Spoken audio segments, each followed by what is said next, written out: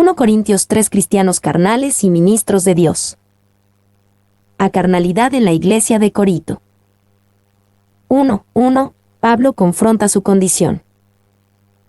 De manera que yo, hermanos, no pude hablaros como espirituales, sino como a carnales, como a niños en Cristo. Estas personas son parte de la familia de Dios. Él los llama hermanos, y ese es el problema.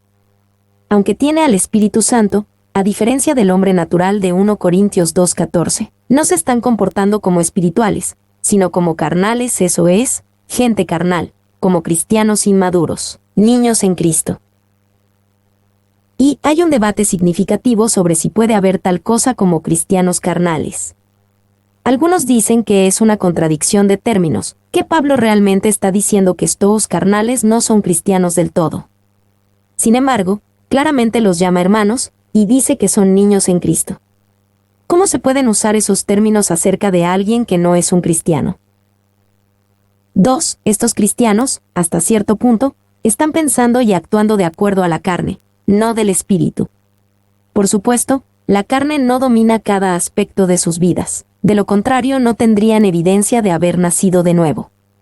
Pero Pablo está señalando problemas donde claramente están pensando actuando carnales, eso es, actitud carnal.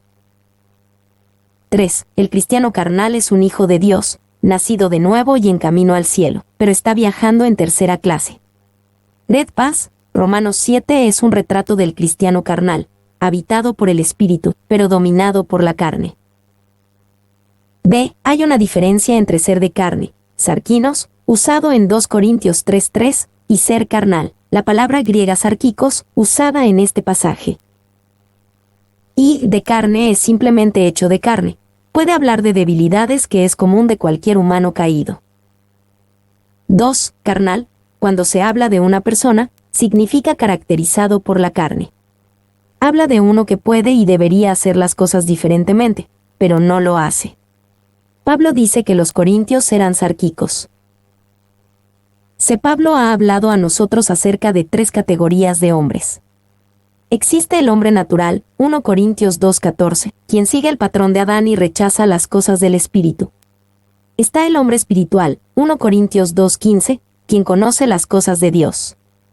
Y existe el hombre carnal quien conoce las cosas de Dios, sin embargo en formas significativas aún se caracteriza por la carne. ¿Cuál eres tú? 2.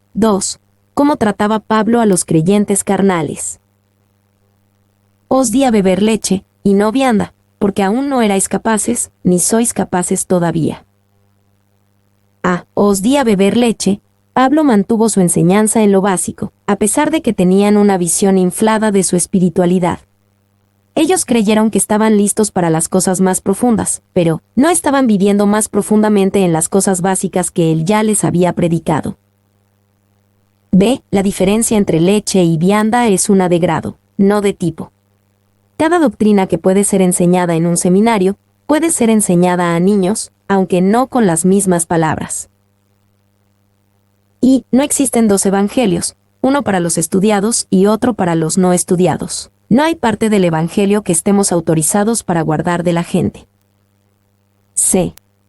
Aún no erais capaces. No es que Dios estaba previniendo a los corintios de recibir la vianda que Pablo tenía para darles. El problema real era la atracción de los corintios por la comida chatarra espiritual, basada en sabiduría y elocuencia del hombre. Estaban tan llenos con esta comida chatarra que no erais capaces de la vianda espiritual que Pablo quería darles. Y algunos cristianos de comida chatarra espiritual son bendecidos grandemente cuando reciben una comida espiritual de vianda. Pero otros, cuando se presentan con vianda, no son capaces, porque sus paladares espirituales están tan acostumbrados a comida chatarra, que es todo lo que pueden saborear. 3:4 Evidencia de su carnalidad. Porque aún sois carnales, pues habiendo entre vosotros celos, contiendas y disensiones, no sois carnales, y andáis como hombres. Porque diciendo el uno, yo ciertamente soy de Pablo, y el otro, yo soy de Apolos, ¿no sois carnales? Pues habiendo entre vosotros celos, contiendas y disensiones, no sois carnales. Los cristianos corintios se creían espirituales ellos mismos, pero sus divisiones mostraban que en efecto eran carnales. Y los problemas que ellos tenían en relaciones humanas mostraban que había algo mal en su relación con Dios. Era evidencia de carnalidad, de una manera de pensar y vivir carnalmente. 2. Divisiones, celos y contienda en un cuerpo no son solo signos de carnalidad, sino que son los más evidentes entre los corintios. B. ¿No sois carnales, y andáis como hombres? Pablo no dijo que ellos eran hombres, esto es, no salvos, solo que ellos andaban como hombres. Los cristianos tienen un llamado más alto que vivir como el resto de la humanidad. Y la gente espiritual debe andar en el espíritu. Si hacen otra cosa, son mundanos y son llamados a desistir. Permanecer mundano no es una opción. Sí. C. Porque diciendo el uno, yo ciertamente soy de Pablo, ¿no sois carnales? Podríamos haber pensado que Pablo sería más amable con su propio club de fans. En lugar de que los halagos golpeen su carne, Pablo denunció aún a sus propios partidarios. D. ¿Cómo considerar a los líderes en la iglesia?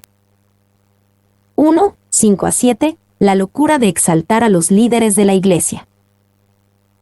¿Qué, pues, es Pablo, y qué es Apolos? Servidores por medio de los cuales habéis creído, y eso según lo que a cada uno concedió el Señor. Yo planté, Apolos regó, pero el crecimiento lo ha dado Dios.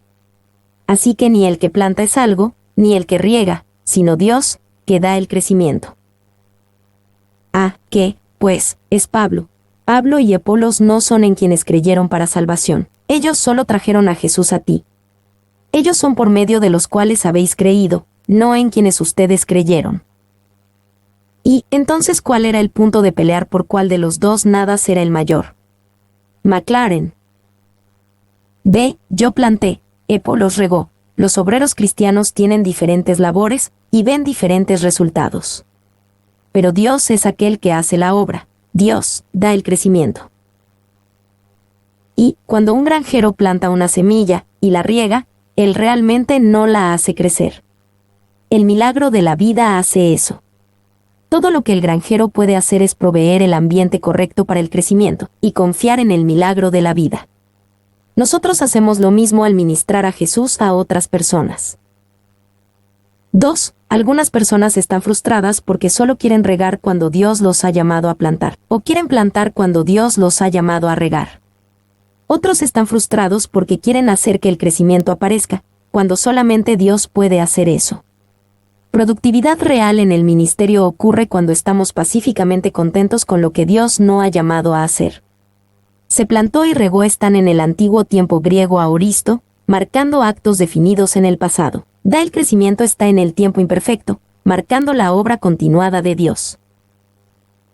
2, 8-9, los obreros cristianos trabajan juntos, pero son recompensados de acuerdo con su propia labor. Y el que planta y el que riega son una misma cosa, aunque cada uno recibirá su recompensa conforme a su labor. Porque nosotros somos colaboradores de Dios, y vosotros sois labranza de Dios, edificio de Dios. Y el que planta y el que riega son una misma cosa. Al combatir el deseo corintio de dividirse entre los líderes, Pablo les recuerda que están en el mismo equipo. Y, qué tonto es decir, plantar es lo que es realmente importante. Esos regadores están perdiendo el tren. O pensar, regar es donde debe ser.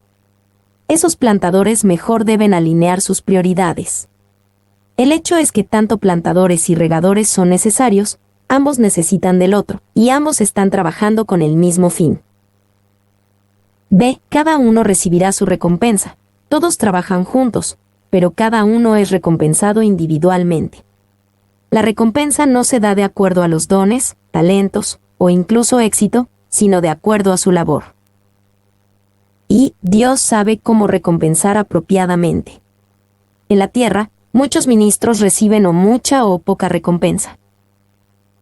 2. El ministro, fiel y laborioso o misionero que labora en oscuridad sin fruto aparente, tendrá una recompensa mucho más allá que la que aquellos, con menos sacrificio y esfuerzo, son hechos los instrumentos de grandes resultados.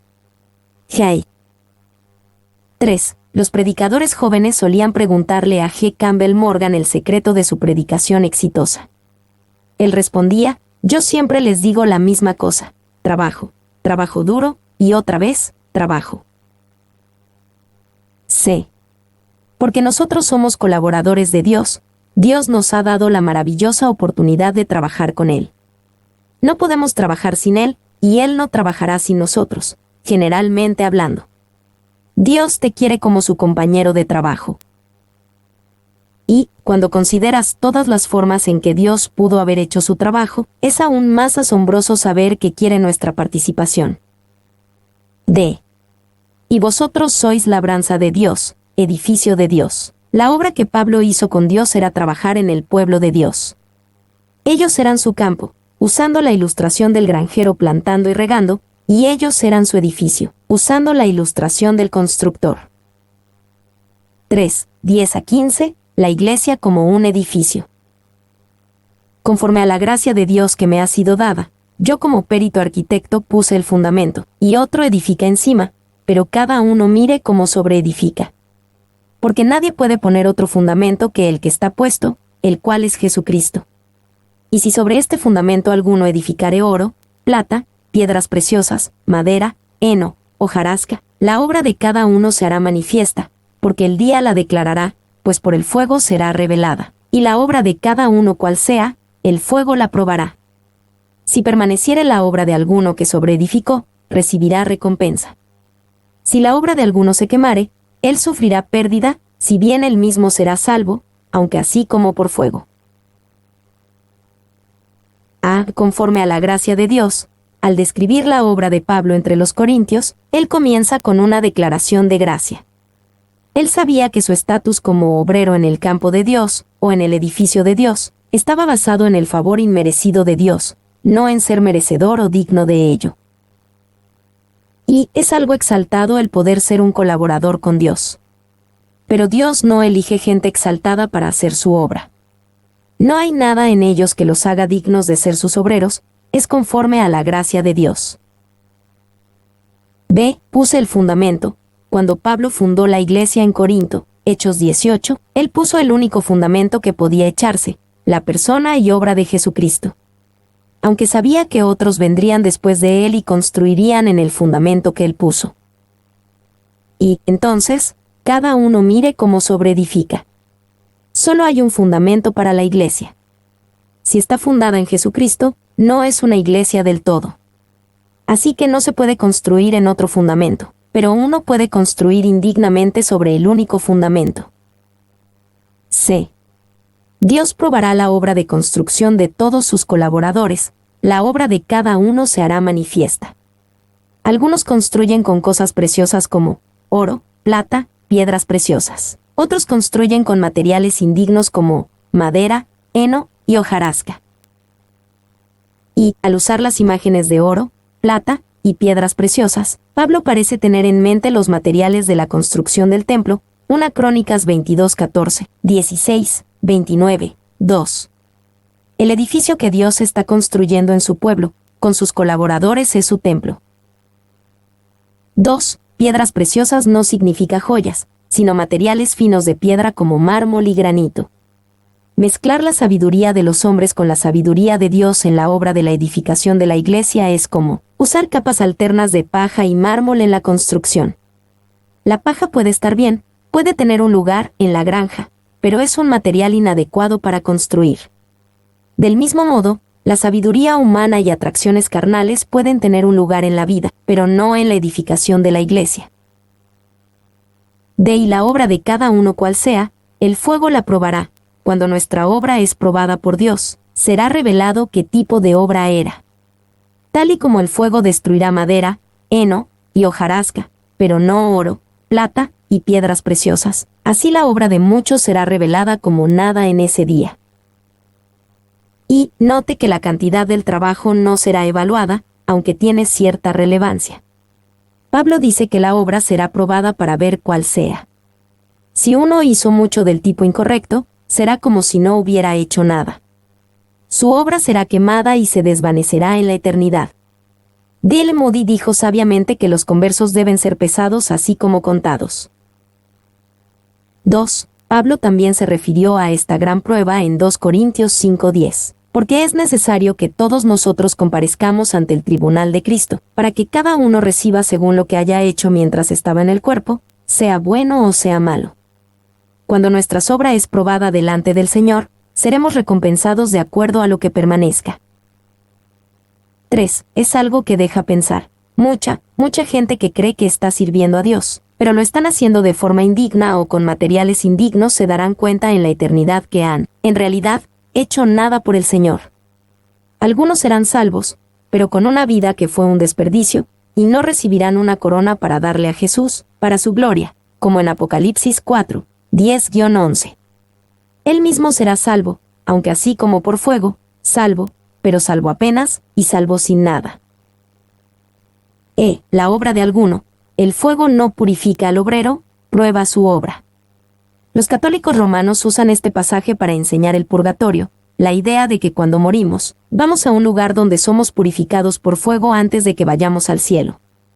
La idea del purgatorio no tiene nada que ver con este pasaje, ni nada que ver con cualquier otro pasaje en la Biblia. El purgatorio es estrictamente una invención humana, y niega la obra terminada de Jesús para el creyente. Este pasaje tiene primero aplicación para los líderes cristianos, porque este es el tema de Pablo en contexto. Pero la aplicación se extiende a todo nuestro servicio para Dios. 4, 16-17, la Iglesia como un templo. ¿No sabéis que sois templo de Dios, y que el Espíritu de Dios mora en vosotros? Si alguno destruyere el templo de Dios, Dios le destruirá a él, porque el templo de Dios, el cual sois vosotros, santo es. ¿Sois templo de Dios? Pablo hablará después, 1 Corintios 6, 19-20, como cristianos individuales siendo templos.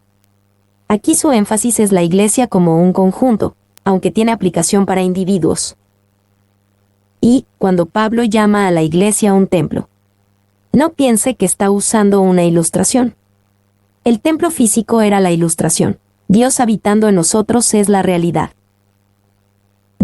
¿Qué hace a la Iglesia un templo? El Espíritu de Dios mora en vosotros. La palabra usada para templo, naos, se refiere al santuario en sí, el lugar donde habita la deidad, en contraste con la palabra más general Jairán, la cual era el área del templo en general. Si alguno destruyere el templo de Dios, si tú destruyes la Iglesia, Dios te destruirá a ti. El templo de Dios, su Iglesia, es santo, y a Dios le importa cómo tratamos su santo templo. ¿Cómo glorificar a Dios? 1, 18-20, glorifícale persiguiendo sabiduría real. Nadie se engaña a sí mismo. Si alguno entre vosotros se cree sabio en este siglo, hágase ignorante, para que llegue a ser sabio. Porque la sabiduría de este mundo es insensatez para con Dios, pues escrito está, Él prende a los sabios en la astucia de ellos. Y otra vez, el Señor conoce los pensamientos de los sabios, que son vanos. Si alguno entre vosotros se cree sabio, Pablo aquí está siendo un poco sarcástico.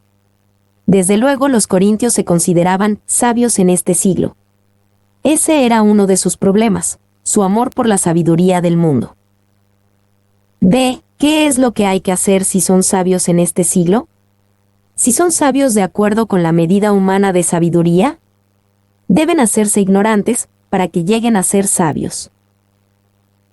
Y Pablo les pide que renuncien a toda sabiduría del mundo, todo el humanismo, filosofía centrada en el hombre, incluso si significa ser llamado un ignorante.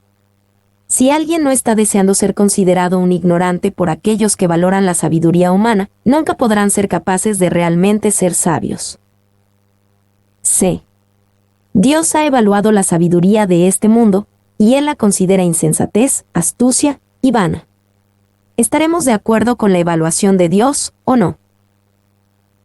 2, 21-23, glorifica a Dios por medio de ver a sus siervos con la perspectiva correcta. Así que, ninguno se gloríe en los hombres, porque todo es vuestro, sea Pablo, sea Apolos, sea Cefas, sea el mundo, sea la vida, sea la muerte, sea lo presente, sea lo porvenir, todo es vuestro, y vosotros de Cristo, y Cristo de Dios. A. Ninguno se gloríe en los hombres, cuán propensos somos de gloriarnos en los hombres. Estamos más emocionados acerca de estar con el influyente y famoso de este mundo que por estar con Dios. Valoramos los talentos y honores de los hombres más que los dones y honores que Dios da. Cuanto necesitamos escuchar, ninguno se gloríe en los hombres. B. Todo es vuestro. Decir yo soy de Pablo o yo soy de Apolos es tener una visión que es muy estrecha, muy constreñida. Tanto Pablo como Apolos te pertenecen, el universo entero es tuyo en Cristo. ¿Y por qué? Incluso la muerte es nuestra sierva, no nuestra dueña. La muerte puede ser para nosotros como el ángel que tocó a Pedro en Hechos 12, causando que sus cadenas se cayeran, y guiándolo a través del portón que se abrió por sí solo, a la verdadera libertad. C. Todo es vuestro. Esta es libertad cristiana. Mi nombre es Demim. Soy tu asistente personal. Mi sitio en internet es demim.es.tl.